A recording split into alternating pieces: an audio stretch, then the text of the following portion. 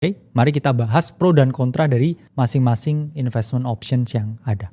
Pertama adalah aset lintas generasi yang harus dimiliki oleh semua orang. Kita semua membutuhkan dan sekarang juga kita lagi syuting di sini ya, yaitu adalah properti ya. You name it lah ya, rumah, ruko, kemudian apartemen, ya, kondo, penthouse, villa dan lain sebagainya.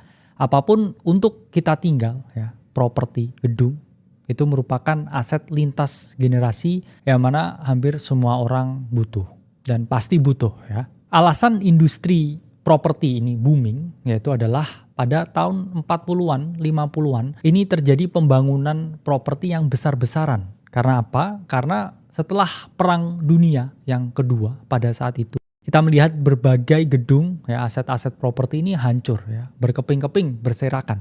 Sehingga properti menjadi ya aset utama yang digadang-gadang ya, yang dibangun oleh pemerintah. Jadi pemerintah sangat suportif dengan berbagai aset properti karena dunia ya, negara ini sedang membangun pasca Perang Dunia Kedua. Itulah mengapa kalau kita bilang ya, mereka para konglomerat ini adalah mereka yang berinvestasi sangat berat ya di properti pada tahun 50-an ya, setelah kemerdekaan Indonesia. Memang saat itu ya properti pasti nggak semahal sekarang karena harganya sangat murah sekali ya, dulu belum ada inflasi ya, dengan berbagai kebutuhan yang berbeda ya. Jumlah penduduk juga tidak sebanyak sekarang. Itulah mengapa harga properti dulu sangatlah murah ya di tahun 50-an ya, mungkin hampir gratis ya dibandingkan dengan yang ada sekarang.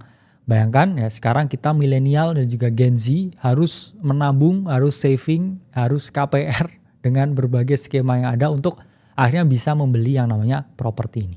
Di sini saya pribadi dan kita melihat properti ini masih bisa dianggap sebagai investasi. Mengapa? Ya pertama karena semua orang butuh properti ya, semua orang butuh tempat tinggal. Even kalian mau rent the place ya atau sewa tempatnya, kan harus ada propertinya ya. Berarti mereka yang menyewakan ya mereka bisa memperoleh uang sewa ya. Dan kemudian dua, persediaan dari properti ini kan tetap dan akan selalu tetap. Gak ada tanah ini bisa nambah ya. Tiba-tiba ya muncul satu daratan baru ya di sebelah bumi ya, itu nggak mungkin. Dan ketiga kita melihat ya demand yang ini tambah tinggi. Karena apa? Karena tingginya ya pertumbuhan penduduk. Ya, kita melihat overpopulation ini juga salah satu masalah dunia yang ada saat ini. Itulah kenapa kita lihat harga pasar ya, atau market price dari properti ini selalu mengalami peningkatan. Meskipun belum tentu ada yang mampu membeli. Kalau kita melihat dari segi pro ya,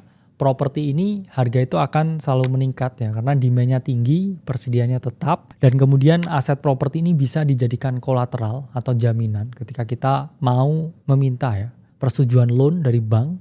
Dan ketiga kita juga bisa memperoleh passive income dengan merentalkan properti yang kita miliki. Namun ada sisi kontranya, satu terkait dengan likuiditas ya, kita nggak bisa jual rumah kita, apartemen kita hari ini 2 jam lagi ya, itu sangat sulit ya, berbeda dengan aset-aset yang lain. Dan kemudian ya kita mengetahui harga ini ya relatif mahal sehingga tidak liquid. Jadi tidak liquid karena mahal menjadi tidak liquid. Itu adalah kontra dari properti.